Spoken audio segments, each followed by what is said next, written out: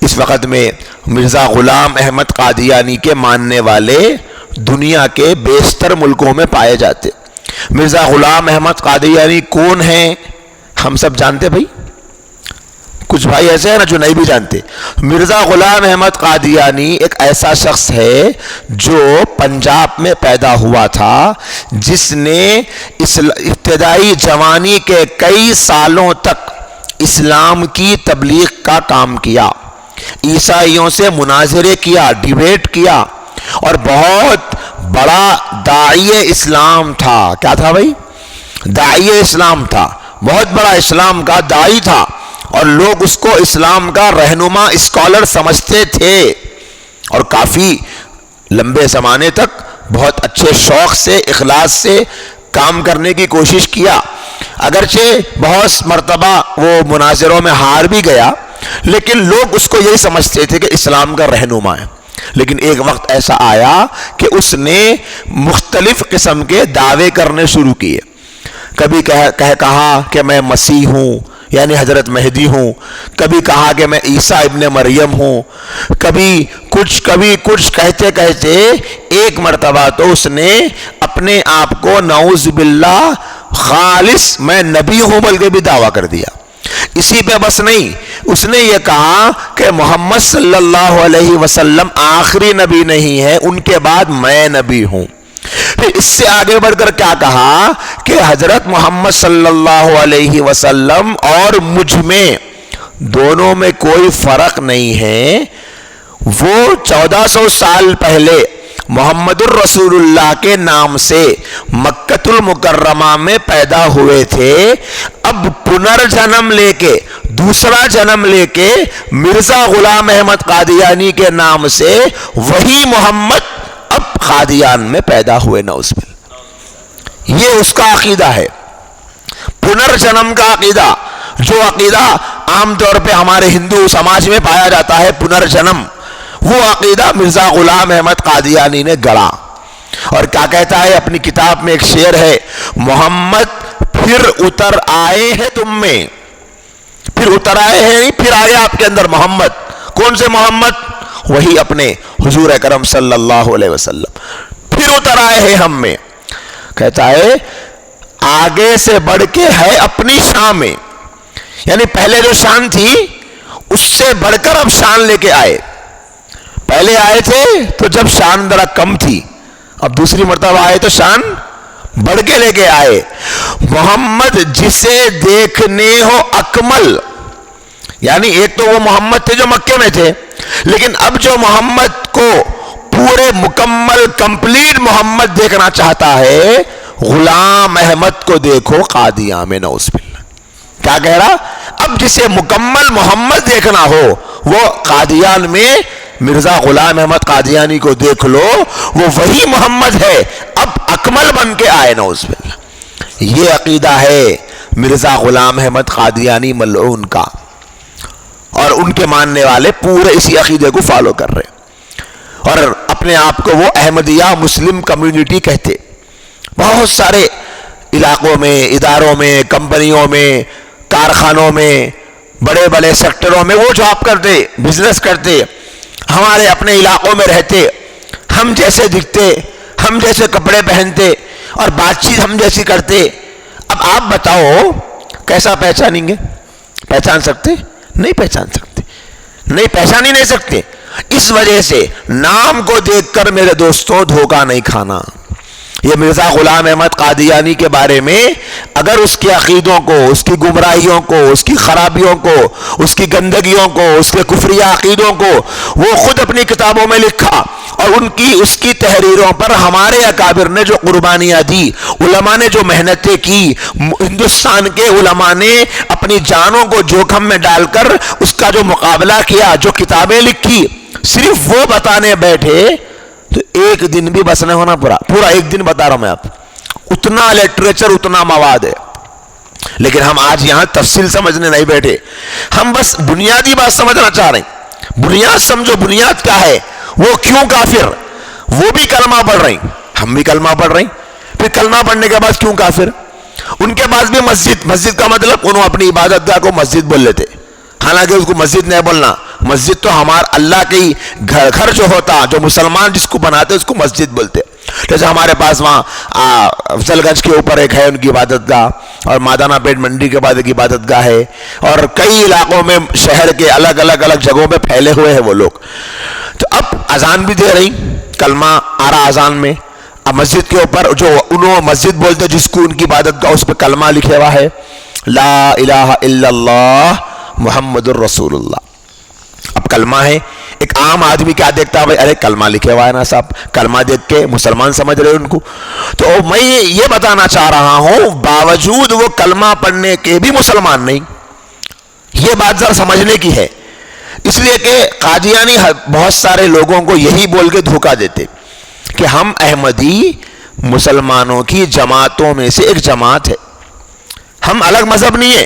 جیسا مسلمانوں میں کئی جماعتیں ہیں نا سب، ایک مشہور ہے سنی شیعہ بول کے ایک مشہور نام ہے، ہم وہ ایک نام فرض کر لیتے. تو وہ لوگ یہ بولتے جیسا یہ سنی شیعہ بول کے مشہور ہے نا، ایک احمدی بھی ایک جماعت ہے مسلمانوں کی. تو اب مسلمانوں کے ذہن میں کیا ہے صاحب، یہ مسلکی، جیسے ہمارے پاس حنفی شافعی بول کے بولتے، تو یہ مسلکی الگ الگ اختلاف کیا ہے، افضل غیر افضل کی باتیں رہتی. امام اعظم ابو حنیفہ کے نزدیک نماز بغیر رفع یدین کے پڑھنا افضل ہے، اور امام اعظم ابو حنیفہ امام شافعی رحمۃ اللہ علیہ کے نزدیک رفع یدین کر کے پڑھنا افضل ہے.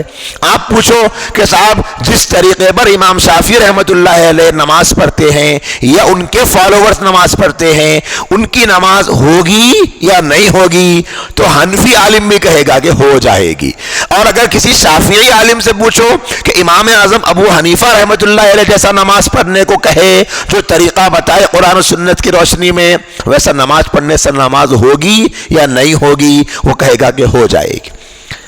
پھر اختلاف کیا ہے؟ اختلاف یہ ہے کہ حنفی علماء کہتے ہیں جو طریقہ بغیر رفع یدین والا ہے وہ افضل ہے، رفع یدین سے پڑھنا افضل نہیں ہے.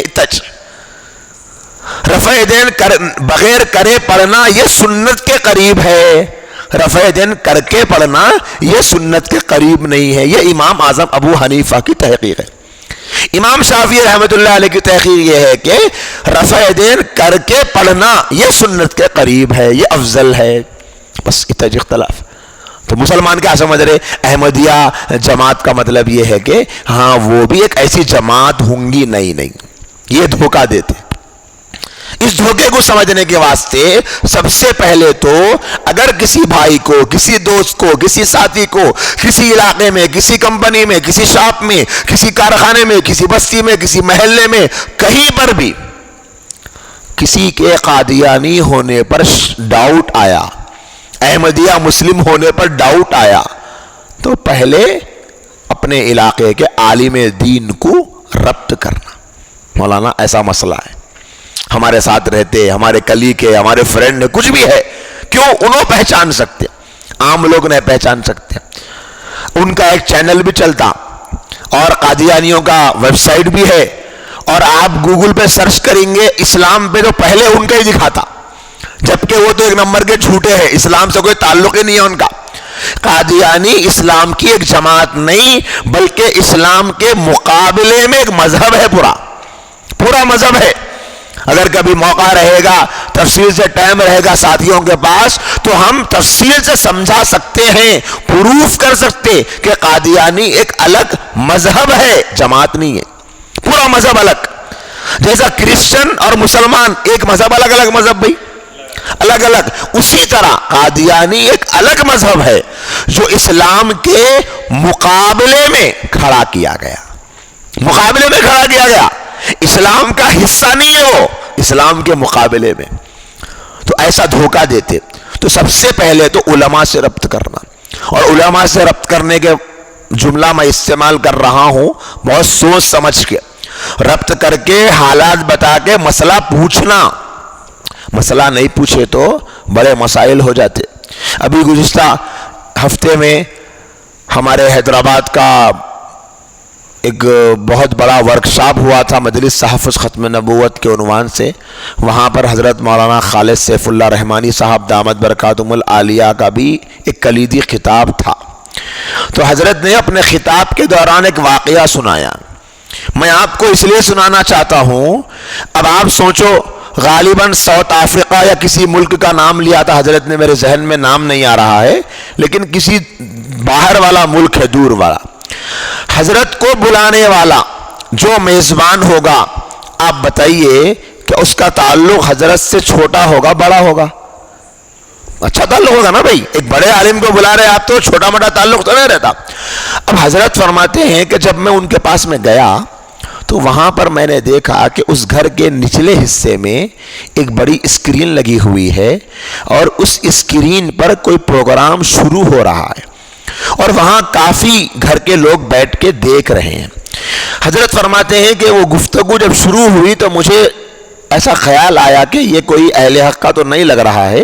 حضرت نے کچھ دیر دیکھا، جو ابتدا ہونا تھا غالباً قرأت وغیرہ سے آغاز ہوا اس کا، اس کے بعد میں ایک صاحب آ کر بیٹھے اور کہنے لگے اب ہم آپ کے سامنے حضرت مسیح موعود کے اقوال پڑھ کر سنائیں گے۔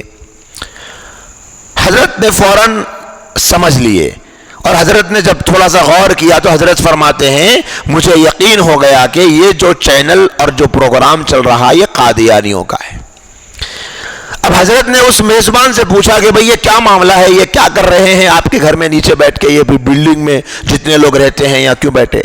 کہنے لگے کہ حضرت ہر ہفتے میں ایک مرتبہ یہ پروگرام ہوتا ہے اور بڑی اچھی باتیں بتائی جاتی ہے، ہم پوری فیملی بیٹھ کر یہ پروگرام پابندی سے دیکھتے ہیں۔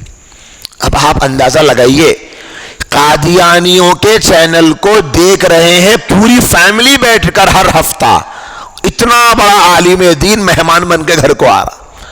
حضرت فرماتے ہیں کہ اس کے بعد میں نے تفصیل سے ان کے سامنے قادیانی کے کفری عقائد کو سمجھایا۔ تو اب اندازہ لگاؤ، صرف علماء سے سلام دعا کر لینا، دعوت میں بلا لینا، مہمان مل لینا، کھانا کھا لینا، یہ کافی نہیں ہے۔ اب مولانا کو حالات بتانا کہ ہم گھر میں یوٹیوب پر، فیس بک پر یہ دیکھ رہے، دیکھو مول صاحب دیکھ سکتے، ہاں ٹھیک ہے، یہ طریقہ ہے، ورنہ پھر ایمان چلا جاتا۔ اب آپ اندازہ لگائیے اگر حضرت مولانا اس مقام پر نہ پہنچتے اور وہ لوگ اسی طرح اس کی باتوں پر عمل کرتے کرتے وہ مرزا ملعون کو صحیح سمجھ لے کر مر جاتے تو کیا انجام ہوتا ان کا؟ اتنا بڑا دھوکہ ہے میرے دوستو۔